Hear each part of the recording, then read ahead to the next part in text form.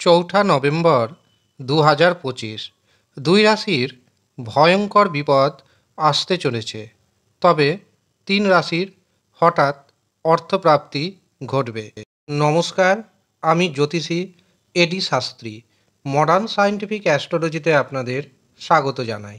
চৌঠা নভেম্বর দুপুর 12:35 পর্যন্ত চন্দ্র থাকছে মীন রাশিতে, এবং এই মীন রাশিতে যেহেতু শনি অবস্থান করছে, কাজেই শনি চন্দ্র একত্রে যুক্ত হয়ে তৈরি করছে বিষযোগ।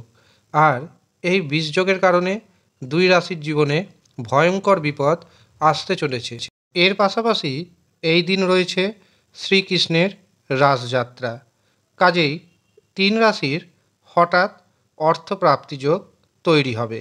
আমি এই ভিডিওতে যে তিন রাশির নাম জানাতে চলেছি, সেই তিন রাশি হঠাৎ করে কোটিপতি হতে পারে, এবং যেই দুই রাশির নাম জানাতে চলেছি সেই দুই রাশিকে বিশেষভাবে সতর্ক থাকতে হবে। হঠাৎ করে আপনার জীবনে কোনো না কোনো বিপদ দেখা দিতে পারে। কাউকে বড় পরিমাণ অর্থ ধার দিবেন না, অযথা বাকবিতণ্ডায় জড়াবেন না। এর পাশাপাশি দুর্ঘটনার যোগ রয়েছে, রক্তপাতের যোগ রয়েছে, কাজেই একটু সাবধানে থাকবেন। উঁচু জায়গাতে উঠে কোনো কাজকর্ম করবেন না, এবং বর্তমান পরিস্থিতি যদি দেখেন, গোটা পশ্চিমবঙ্গে জুড়ে একটি ভয়ানক পরিস্থিতি তৈরি হয়েছে। সেখান থেকে আপনি যদি পরিত্রাণ পেতে চান, তবে অবশ্যই হনুমানজির রক্ষা কবচ ধারণ করুন। হনুমানজি হচ্ছে একমাত্র দেবতা যিনি সমস্ত বিপদ আপদ থেকে আমাদের রক্ষা করেন। যারা ভয়ঙ্কর বিপদের মধ্যে রয়েছেন, তারা যদি হনুমান রক্ষা কবচ ধারণ করতে পারেন, দারুণভাবে উপকৃত হবেন। এই কথাটি আমি দায়িত্বের সঙ্গে জানাচ্ছি। এবার আমি আপনাদের জানাবো সেই দুই রাশির নাম, যেই দুই রাশিকে বিশেষভাবে সতর্ক থাকতে হবে।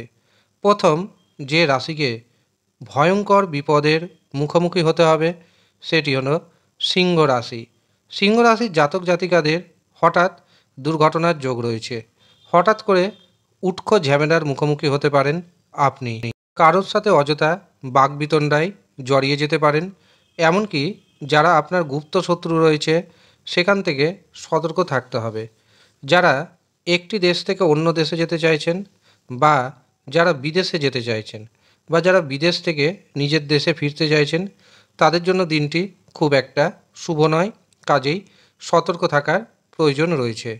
দ্বিতীয় যে রাশিকে বিশেষভাবে সতর্ক থাকতে হবে, সেটি হলো তুলা রাশি।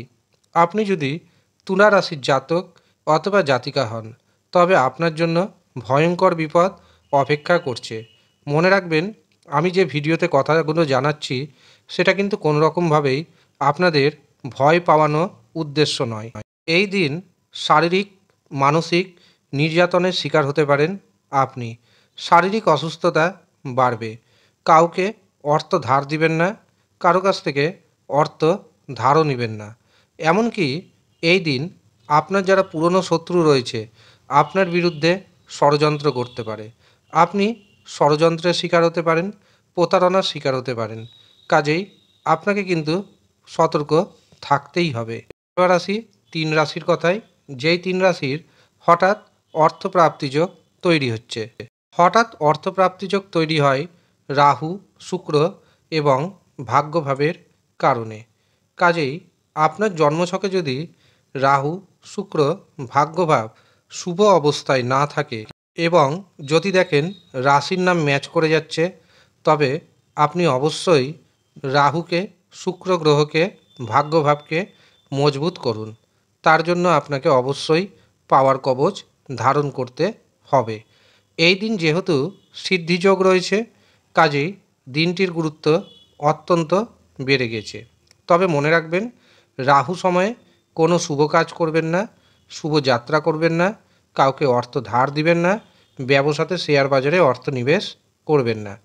এই দিন রাহু সময় শুরু হচ্ছে দুপুর 2:06 এবং রাহু সময় থাকছে দুপুর 3:36 পর্যন্ত।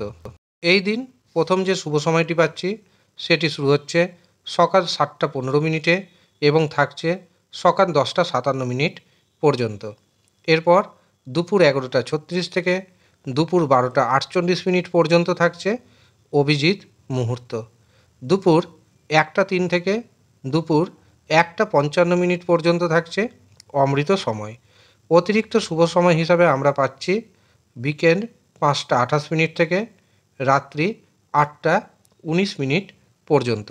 কাজেই আপনি যদি মনে করেন কোনো গুরুত্বপূর্ণ কাজ করবেন, তবে এই সময়গুলিকে বেছে নেওয়ার চেষ্টা করুন। এবার আসি 3 রাশির কথায়।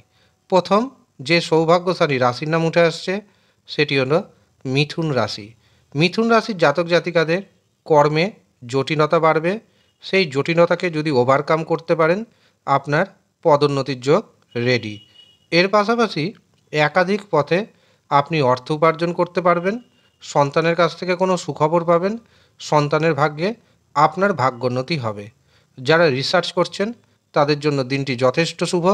এছাড়াও এই দিন দেখবেন গুপ্ত উপায়ে আপনার হাতে এসে যেতে পারে বড় পরিমাণ অর্থ। শেয়ার বাজার থেকে, ফাটকা থেকে অর্থ প্রাপ্তির যোগ রয়েছে। মিথুন রাশির ভাগ্যের যে শুভ সংখ্যা পাচ্ছি সেটি হলো 1, 4, 8।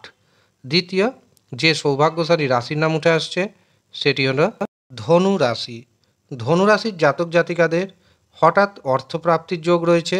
ভাইয়ের সাথে, বোনের সাথে মিত্রতার সম্পর্ক বজায় থাকবে।